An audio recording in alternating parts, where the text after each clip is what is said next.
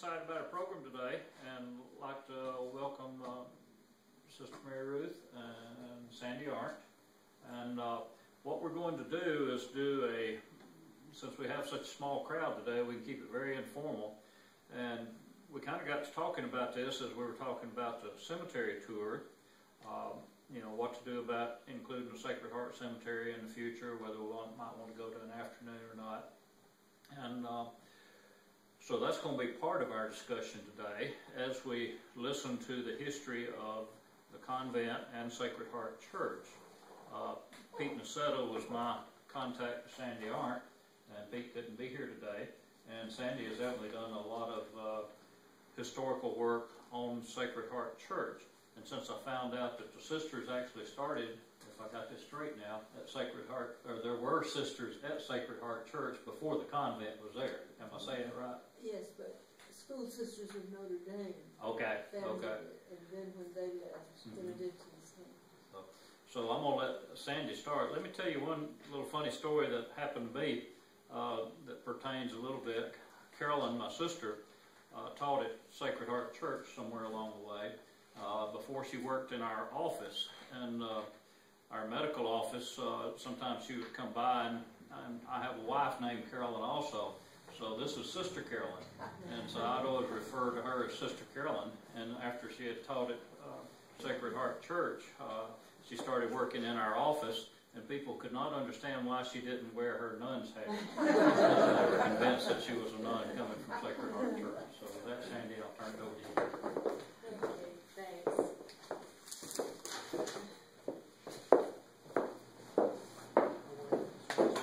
Greg, would you go ahead and just comment on how this is available, what you do with what you're recording?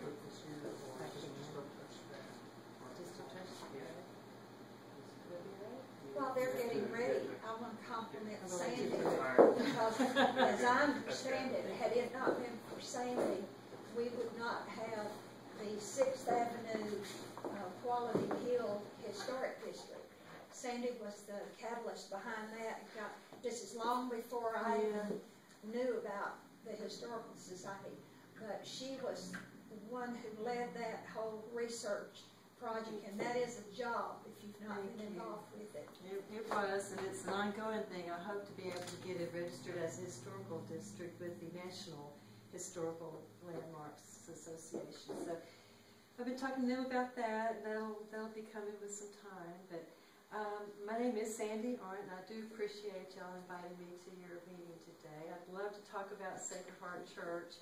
How many of you ever been into the church?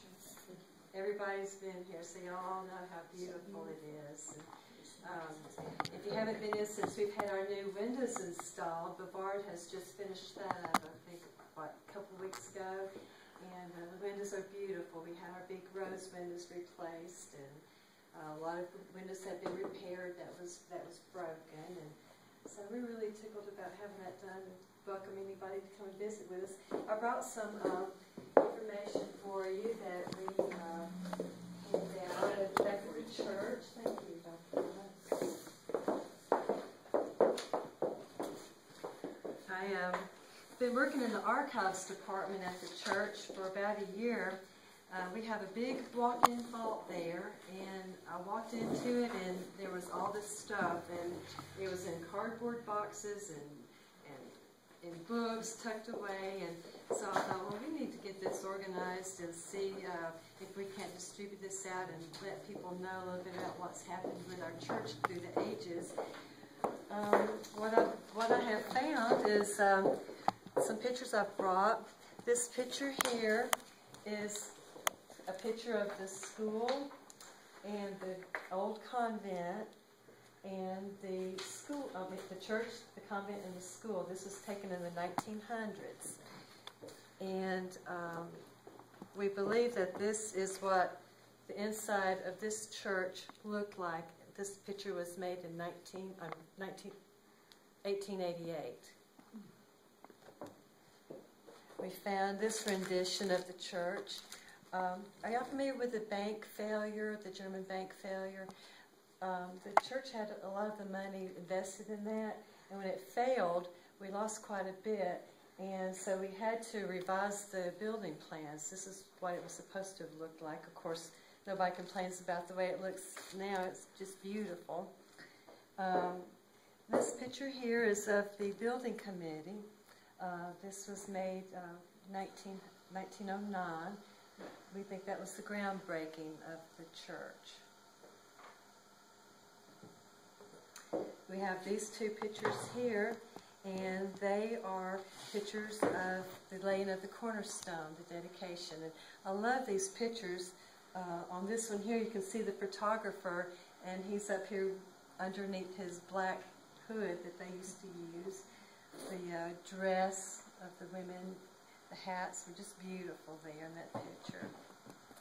We have some pictures of the church as it was being constructed. This was on the inside, and you can see there's a man at the top laying the bricks of the block at the top of it, and of course that's the inside of it. And this picture here is a really great picture because it shows the back of the church. There's no windows in it. It's got the ladders all over the building. And we have a picture of the old rectory, and we have Father Ignatius standing here. You can see him. He was the one who got the ball rolling on this. And this is a pretty standard picture here. You can see the men at the top of the steeples, getting the steeples installed. And we believe that this is a picture of the church as it was maybe dedicated, because there's a big flag up here on the top of it. See the dirt roads and the old cars out in front of it. So, how long was it in construction, Sandy? It took 4 years to construct. It was started in probably the cornerstone was laid in 1913. And then it took till 1916 to get it completed. And we're fixing to start celebrating our centennial of laying the cornerstones. We have a lot of activities coming up within the next year to celebrate that. The church was recognized by the Alabama Historical Commission in 1976, and as you probably know, that's a really prestigious organization that recognizes landmarks that had a lot to do with the history of the state. So we got added to that. And I have a booklet here that's got a lot of the pictures in it that we've been able to collect over the period. Passes around like y'all be looking at that.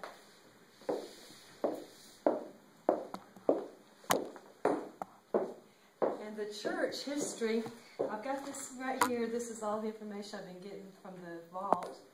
And I've got 13 different renditions of the church's history. And if you looked at it, it's kind of difficult to figure out which exactly is the right story. But basically, it all started when Colonel Cullman got the land for the church. And it was in 1873, and it all started from there. We got the school started, we got the rectory started, and then we've also got the beautiful school.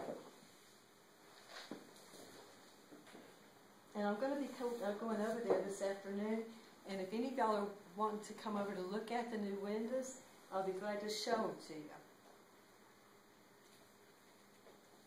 Is there any questions? We stopped when they were taking the windows down, and that was amazing to watch them do that huge window. And we sort of stood there and took a bunch of pictures. Well, the windows, the original windows, were made of concrete. If you'll see which one of these, you might not can tell in these, but they were made of concrete. So when they put the green and red ones that were in there, it was really a difficult job getting all that busted out. But the windows in there it was amazing to watch them be put in. I want to comment on the crosses. If you're in West Cullman, of course, we're out there by the interstate. Look in the east in the afternoon when there's a dark cloud in the east. It's just remarkable how those crosses stand out, It especially really if you is. catch the evening sun on them. Those crosses had to be replaced back in let's see, 99 because one of them had come loose from the building. So they're totally new at that time. These are I never was sure if they were just redone or if they were new. They were new, and we have a lot of newspaper clippings about it. I'll just pass this around and let you read these. Comments on the roof redoing in here, which is remarkable. Dr. Arndt, didn't Leo say that his family did that? Well, I was we had Leo Swigert did a session for us one Sunday afternoon, and he was commenting on how the Swigers were involved in the church, but I couldn't remember exactly what I he think said. he said they built, his ancestors built the church. Yeah. What they did was they had a way of cutting the rock to put on the buildings, I believe, and so they were very instrumental. In fact, I have a picture in here of, or maybe in that red one, a picture of them laying rocks on the building.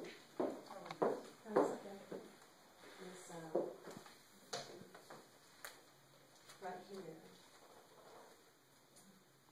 Herman Schaefer. Do you know the Schaefers?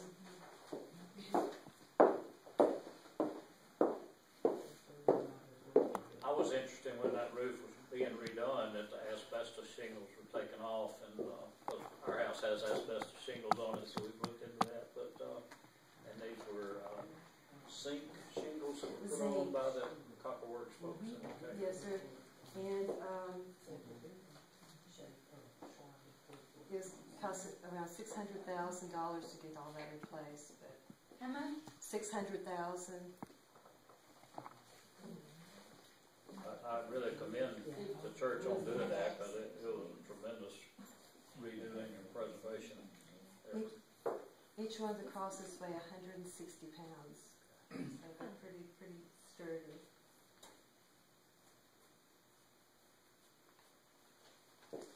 Do you have the story on the stained glass windows from World War I being buried? And Well, there were two of them. In fact, I have a letter from the, in fact, Gay Voss. She did a very extensive research on the stained glass windows. And she found that a letter from the Von Grichten family where they had fixed some of them and shipped them to us, but then the war broke out, so they had to keep the rest of them. So we got them in two different stages, and we got the last ones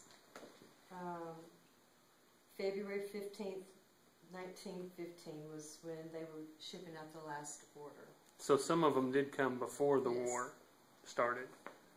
Two of them. Two of them. Two of them. Okay, Two and then of the them. rest of them had to be shipped after the war. After the war was over, so the and the Von Grichten, it was a very they were like the Tiffany of the stained glass. They had two plants. In fact, they did have a business here in Cullman. They also had one in Germany, and then they also had one in New York, Cincinnati. I'm sorry, not New York, Cincinnati.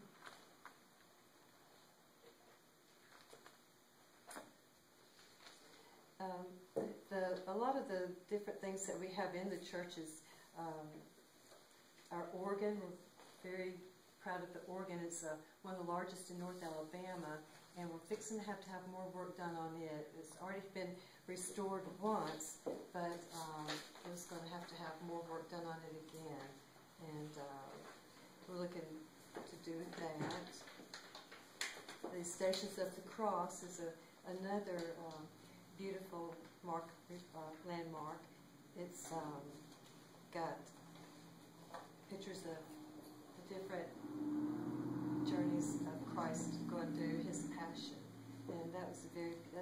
beautiful, very, very moving, artistic statues. And Dr. Pinehart was talking about the cemetery, and we have just gotten some more land for the cemetery. The original cemetery was 5 acres, and back in 1999, and maybe a mausoleum that's going to be down the road. So that's what I have for you today. Sandy, if you will, just join in as Mary Ruth goes ahead and talks to us about the convent, and then we want to come back and visit the cemetery a little more. Okay.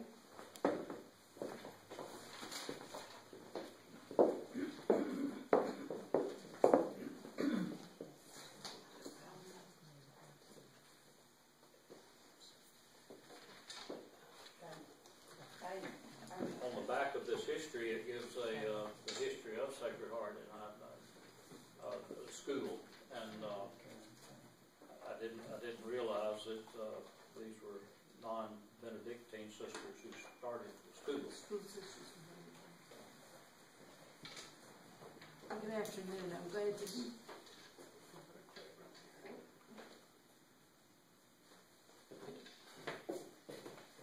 I'm glad to be with you. Actually, I was with you, this group, some years ago at the time, and I told you in great detail about our founding.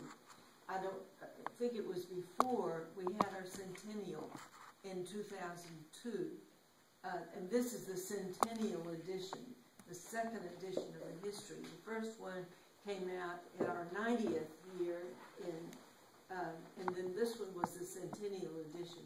We do still have some copies of the centennial edition, not of the earlier one.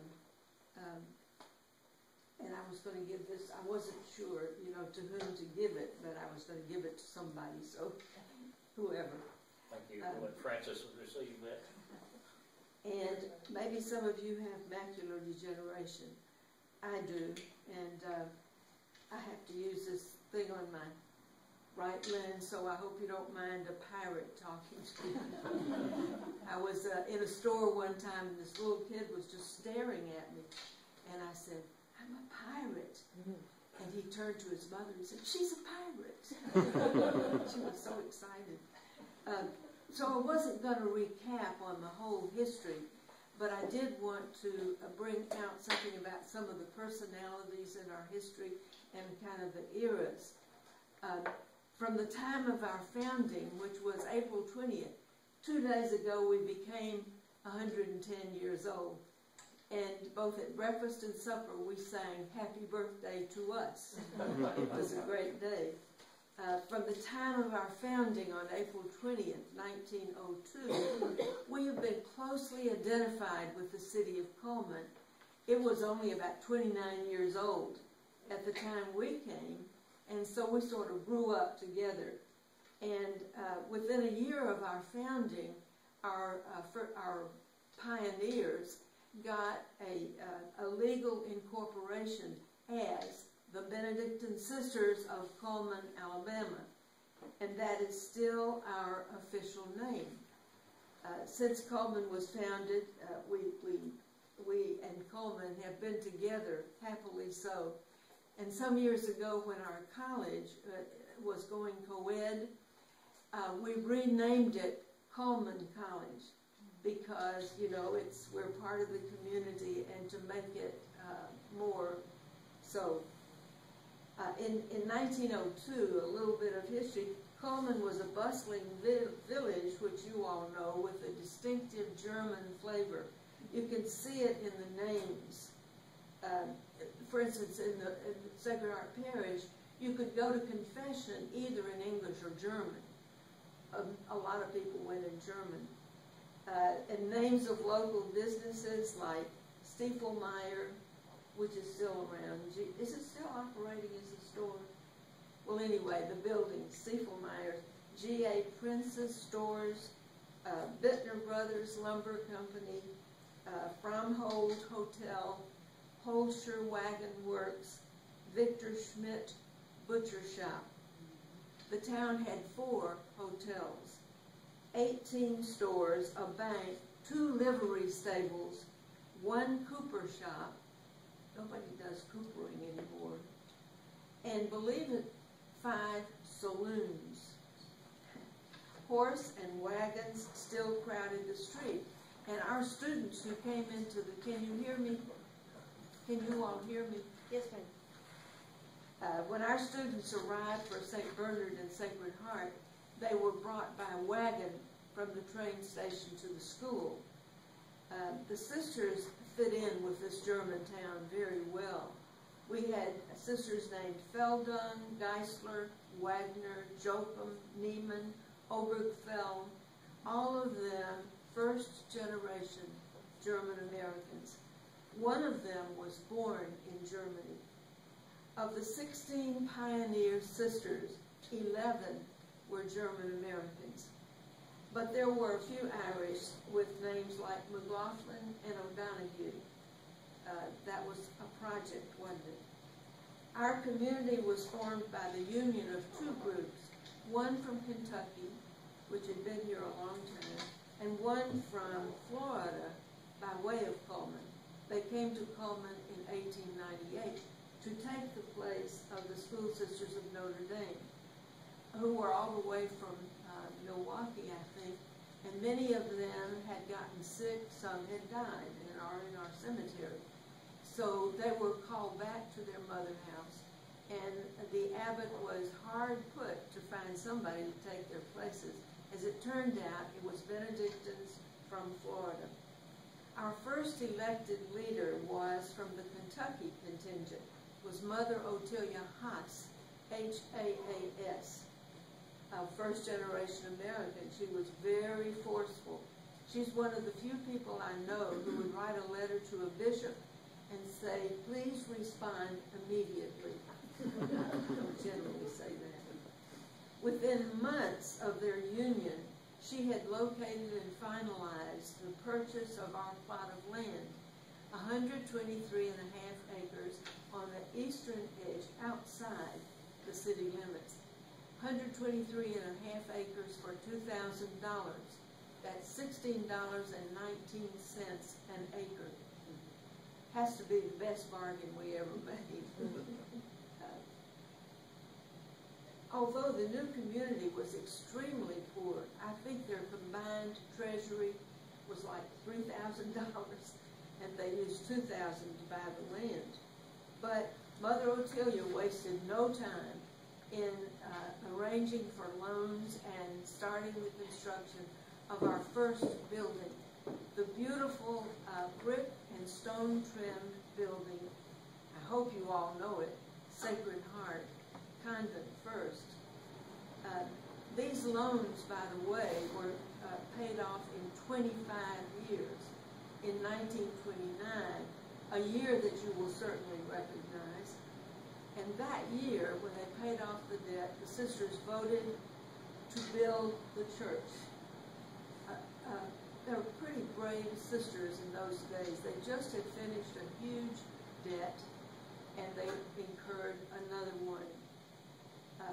In the early 60s, that first beautiful building was renamed Ottilia Hall in honor of our first prioress, but most of us just called it Sacred Heart.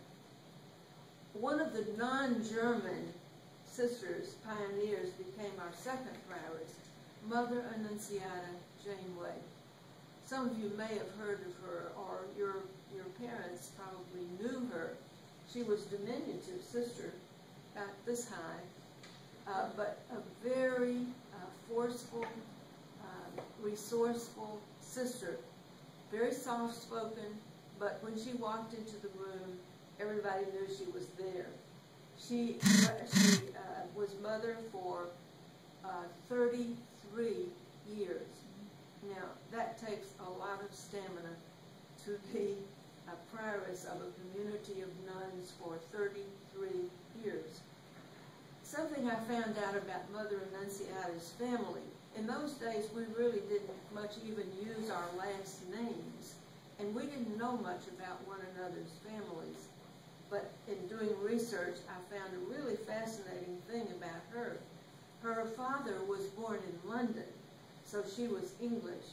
But he came to this country as a child. As an adult, he became interested in politics and an enthusiastic supporter of John C. Fremont. And you've probably heard of him, famous explorer and soldier, had a lot to do with the settling of California. He was the first nominee of the Republican Party in 1856. And in the days before, too much advertising, people who supported a candidate erected a pole in their front yards and then hung a banner with a device for his name. So Mother Annunciata's father was climbing the pole to put up the banner, and he fell 40 feet to his death, leaving behind Mother Annunciata, siblings, and the mother, who had a hard time supporting the family. Mother Annunciata went to Florida with one of her teachers to a Benedictine academy down there. She graduated from the academy, entered that community, and came with some of them to Cullman in 1898, becoming one of our pioneers. And by the way, she made her final vows at Sacred Heart Church. She came not having made her final vows. And of course the sisters met in the church because they had no chapel in their convent. By the end of Mother Annunciata's term in 1953, the community had grown to more than 120 members. I was 113 when I entered. Serving in schools throughout Alabama and the panhandle of Florida, at the urging of Bishop Cullman, some of you may know of him, he was bishop of our diocese for a long time. He was very concerned there were 2 colleges for men in the state, one of them St. Bernard, Spring Hill, the other, but none for Catholic women. So he asked our community to open a 2-year college for women, not just Catholic, but anybody. And that's the way our college started. By the time Mother Annunciata finished her term, she had expanded the campus by the addition of Joseph Hall, which was a dormitory, a whole dormitory for the academy, Mary Hall for the college, and she had begun what became our convent on the other side of the chapel. But one of her crowning achievements was the construction in 1930-31 of our chapel, right at the beginning, you see, of the Depression.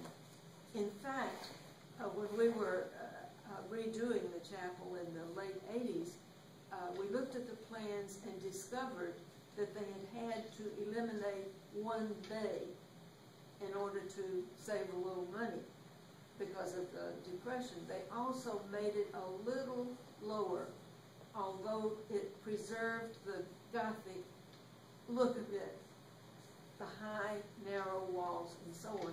So she is the one who accomplished the building of that beautiful chapel, which is the heart of our community and our most recognizable symbol. In '53, she handed over the leadership to a young sister from Birmingham, Sister Mary Susan Severe, one of the youngest prioresses in the whole country at the time. Interesting thing about her lineage, she was a lineal descendant of St. Francis Xavier, who was one of the first disciples supporting St. Ignatius, the founder of the Jesuits. And she was a direct descendant of John Sevier, a hero of Kings Mountain in the Revolutionary War, and the first governor of the newly united state of Tennessee to the United States. And he served 6 years as its governor. She was a worthy descendant of that distinguished ancestry. right after she became prioress, we moved into the new convent, and we just called it New Convent for years and years, although sisters lived all over the place, not just there. In the early 60s, Sister Mary Susan, Mother Mary Susan, negotiated for a government loan in order to build a beautiful new dormitory for the college. And they named it in honor of Mother Annunziata. They called it Janeway Hall. And you may know the street that goes to it is called Janeway Street. At that time, the late 50s, the Benedictine sisters were 150 strong, leaders in Catholic education throughout the diocese, and also leaders in various organizations. For instance, Sister Johanna Daly was supervisor in the diocesan schools for some years. Another one, Sister Imelda McAninch, designed the art and music programs for the elementary schools in the diocese, in the whole diocese, and she was dean of Sacred Heart Junior College for some years. At that time, almost all of our sisters taught elementary, high school, or in the college, and even those who didn't teach were involved in some kind of support of the schools. As we approached the 60s, it was a very stable group. If I run too long, let me know. I didn't know how much time I would have. Go right ahead. A very stable group, united in a common ministry and growing. And by the way, we had people entering every year, though we didn't do any kind of recruitment. They just came, a lot from the various schools where we taught.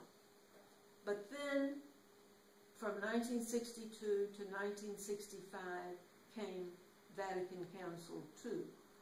How many of you are familiar with Vatican Council II? That's about all I know. Well, it's an event that profoundly changed the Catholic Church, and it profoundly changed us as well. It was called by Pope John XXIII.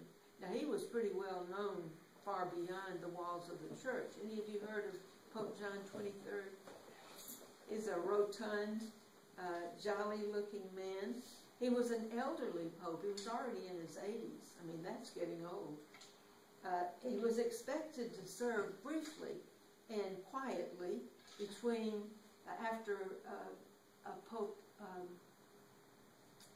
Pius XII, who had served a long time. So he was going to be an interim pope, quietly, between Pope Pius XII and a younger person who would come later. However, he shocked the world by calling an ecumenical council. It was only the 21st such meeting in the whole almost 2,000-year history of the church. He had seemed genial, humorous, almost easygoing, but it turns out he was, of course, very intelligent, deeply spiritual, and forceful. He said that he wanted, and this is a very important point, he wanted to fling wide the windows of the church so that the winds of a new Pentecost could sweep through it. But it turned out to be more like a hurricane blowing through the church. And usually ecumenical councils are called to meet some kind of problem that has come up at the time. For instance, in the Acts of the Apostles, it is recalled the first ecumenical council, but there weren't that many to meet. It's called either the Apostolic Council or the Jerusalem Council, and they met on an extremely crucial point: what to do with the Gentiles who were coming into the church in large numbers. Now, you will recall that Jewish people had the rule about, I'm losing it,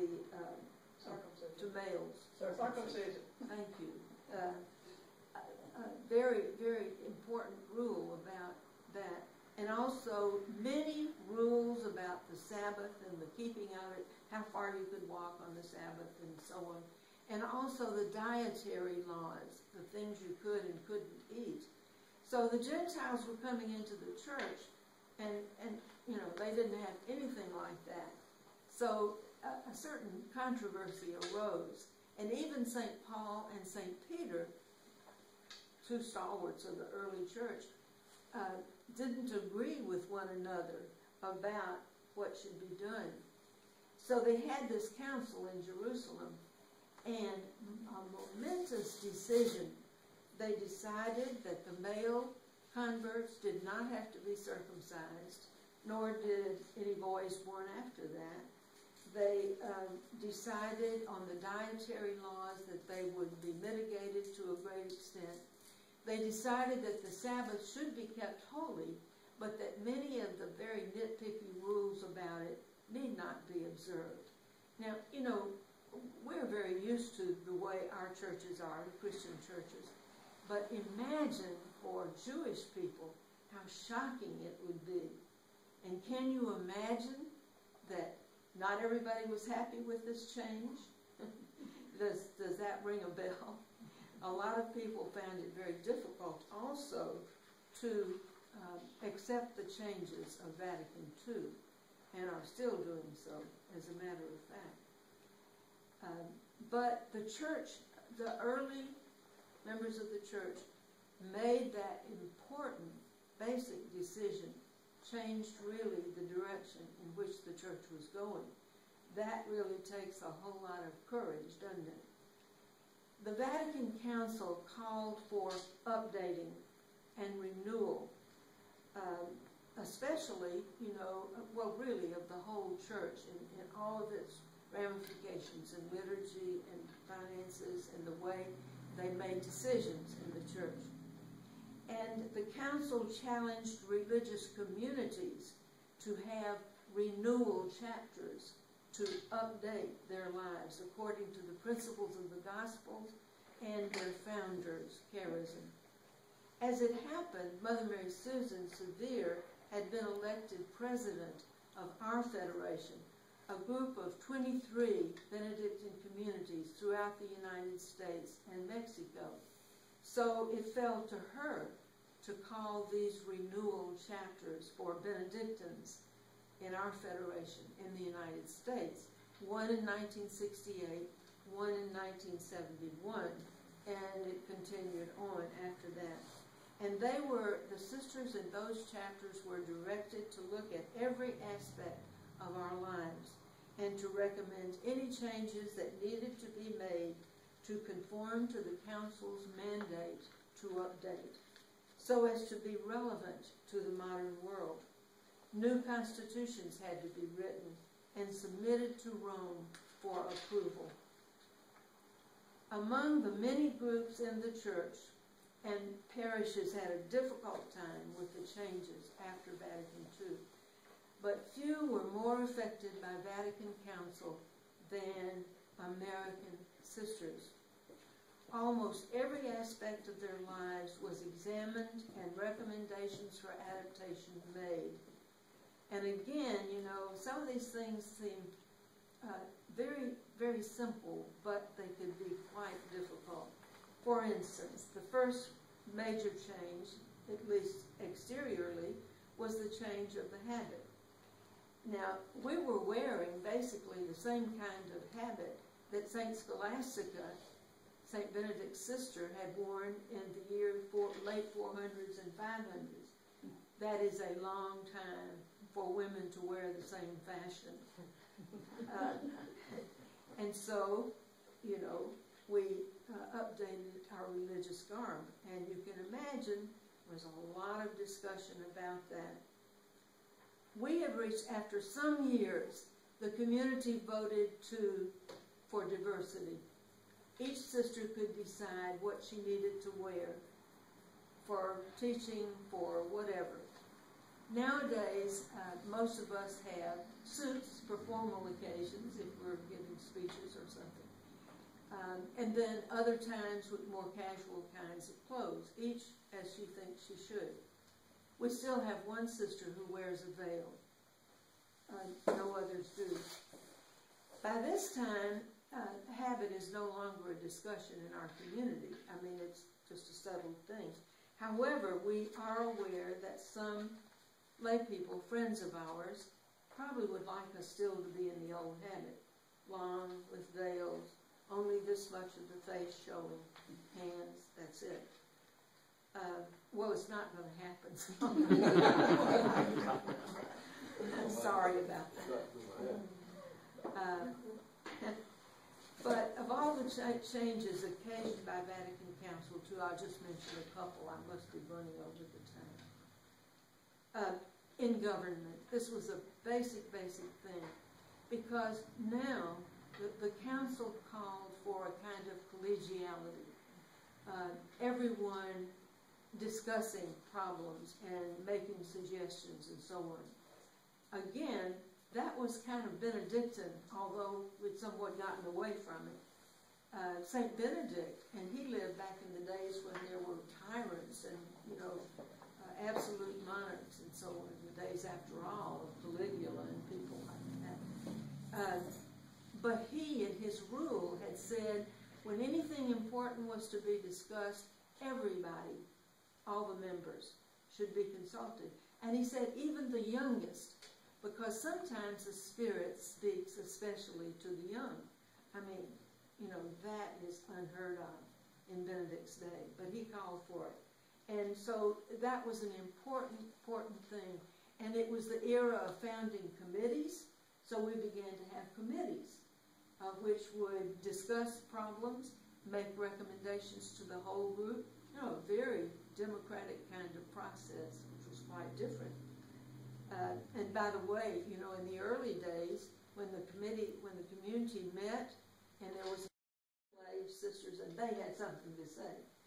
Nowadays, though, our young sisters have a lot to say, probably more than some of the older ones, but we all say what we think. And we had ad hoc committees even to, for particular things. I'll hurry. The liturgy, a most welcome change was the change in the liturgy. Of course, we had prayed in Latin. Latin is beautiful, especially when it is sung. But we changed to the English, and it really made a marvelous difference when you pray and you understand exactly the moment you're saying it, what you're saying. What was the antiphon we had this morning? How marvelous are your works, Almighty God. It's nice in Latin, but better in English. And at least we found it so. Our prayer has always been the most important part of our life. And going to the English and changing some other aspect really has made, I think, our prayer mean even more to us than it used to. Family relations, we never went home unless somebody died or was very ill. Now, though, sisters go home if they wish, if they still have a family, about once a year. And they can go even for anniversaries and birthdays and graduations, if it's appropriate. A big change. You can't imagine how big that change is, and you can try. It changed the family's relationships to the community. Our relationships to the community of Cullman. We were so cloistered that people really, even now, they think that St. Bernard is the only monastery in town.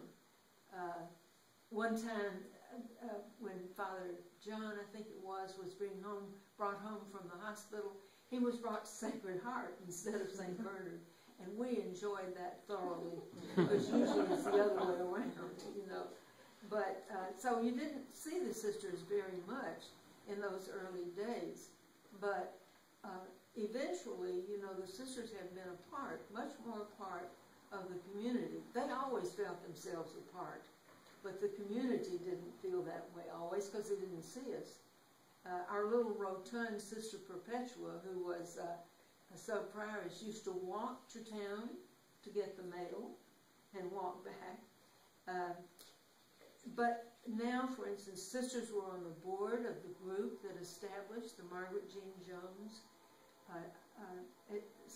Center for the Developmentally Disabled. And some sisters have sung in musical groups and even in operettas at Wallace College. So, you know, there's much more visibility. And someday people are going to realize that we really aren't St. Bernard, we're Sacred Heart. You know, we have a sister who works on in the diocesan tribunal, especially in ministry, and I'm almost there. Especially in ministry, a most important development. Before Vatican II, you would go to the dining room and find at your place a little note that says, next year you will teach at John Hill, or you will teach at the Academy, or whatever. But after that, there is an emphasis, even before Vatican II, an emphasis on discernment, both by the sister as well as the prioress. And so the point is to look at the sister's gifts and ask, where can she serve best, instead of automatically being a teacher. So consequently, we have now teachers still, a few, but now we also have, as you know, pastoral ministers, doctors, nurses, lawyers, social workers, spiritual directors, a whole panoply of people. Made a profound change in one aspect of our lives. When we all taught, we all followed the same schedule. And there was never a question about finding a time for a meeting. And, you know, everybody did the same thing. But after that, different kinds of ministries, they all have different schedules. So it means that you're not united around a ministry, but you are united, as we always have been, but it's more obvious now, united by our common devotion to prayer and to community, so that no matter how our sisters are involved in different ministries, we all still try to be present for the liturgy, the most important thing. St. Benedict said of the liturgy that nothing was to be preferred to the work of God, which was prayer. But so everybody tries to get there for prayer. Most of the time they do. Sister Lynn Marie, who is our lawyer, often has to come in just a little late, but she gets there. And we all share, to some extent, in the work, the manual labor. Sister Lynn Marie, our lawyer, is on dishes, washing dishes like everybody else, even though she has such a busy schedule. One more thing, and now at this moment in our community life, we are involved in a very new major challenge, and that is in the renovation of our original mother house for various reasons. And typically it was a process of many community meetings, committees, all that, in order to decide, first of all, what building we would keep as our monastery. Many of us breathed a sigh of relief when most everybody agreed we would keep Otelia Hall, the original, the beautiful original building. Our oldest was our best, as it turned out. And so there's this huge renovation going on. Right now, the peaceful atmosphere of Sacred Heart is a noise, full of noise, buzzsaws, huge machines. The dirt on the yard is totally broken up, and it's just absolutely a mess. But it will be a new configured building, practically new inside. It will look the same outside. And all of the sisters in Cullman will be able to live together in one place. And that will be our original monastery, named for Mother Otelia. it'll look the same, but it'll be very different. But best of all, and the reason for the renovation was to be able to offer better facilities for our retreat center. Our retreat center people can meet in the former dormitories of the college, and there are common bathrooms. And the people are very good about it, but they're not used to common bathrooms. So we want to be able to provide spaces like the ones they're more used to.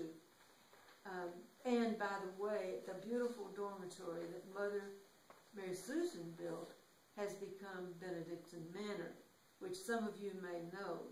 We put towers on it to provide private bathrooms. So for 110 years, the sisters have incarnated the spirit of the Gospels and the rule of St. Benedict, praying and being and living in common and serving the needs of many people, that in all things God may be glorified.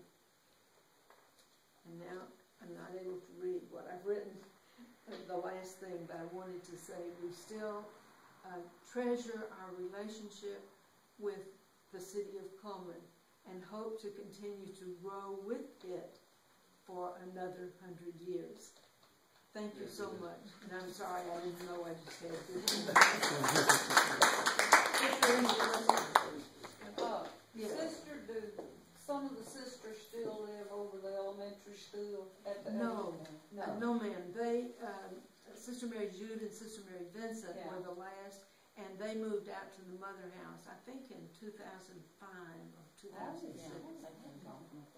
And yes, but they go to almost every funeral at the parish, you know, because they know everybody. Well, I talked with Sister Mary Adrian over at West Elementary School when she came. Did you?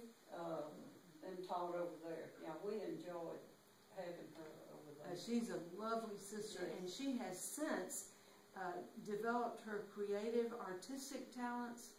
You know, she was plain teacher for a while, and but she does wonderful artistic crafts and so on. Pottery. And she makes the dining room beautiful and so on. I'll have to go out and see. I have a cute story to tell you about Sister Mary Charles.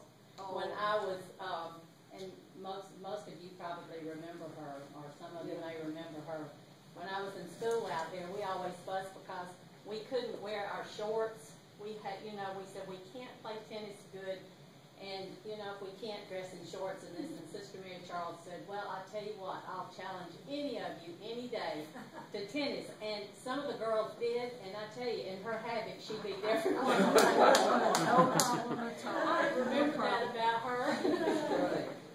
I took art from Sister Amelia Oh, on yes. Saturdays Oh, when I yes. was young. We come out and She's make a art. wonderful artist and also musician. She used to direct the Scola as well. Yeah. Mary Charles, I was at summer school with her at Catholic Youth. She had one summer to be there. She beat half the sisters on campus in tennis. When Garland and I first married 47 years ago, I lacked a year finishing my college in Tennessee. But we were a while to get married, and he got a job, so that's what we did. And I moved to Cullman. And so I went to St. Bernard to finish that last year, and I was secretary to Father Hillary. And that's how I got through school. I paid my way by working out there. When I finished, I think I owed them $53 or something. Wow. But I did a really foolish thing. I'm a country Methodist, which is like an Alabama shouting Baptist. And so I was working it for Father Hillary, and we always put brother, if I was doing a communication from him, I did brother BR, and the sister was SIS, and then their names. So Mother Mary Lourdes was in charge at that time over at Sacred Heart. And so I wrote her a letter, and she was a little bitty lady, as I remember. And I abbreviated MR. Well, of course, that immediately changed her into a man, Mr. And she wasted no time calling me right up and saying, "Young lady." And I said, "I'm so sorry. I will not do that again." Here she was, as chaste and pure as the driven snow, and I'd call her Mr. Mary Lewis. I was so embarrassed, so embarrassed. Sister And I Mary was scared Lewis. to death of Father Hillary, but he was always really good to me. That's kind of like the fails. That'll never happen again. Until you discovered that he was really very Oh, gentle. yes, In yes. spite of his That was probably the only time in my life that I didn't speak unless spoken to. But I loved him, yes. He was very kind to me. I'm glad you remember Mary Lewis. She was a wonderful, wonderful She sister, was. president of the college. I was so embarrassed. Thank you.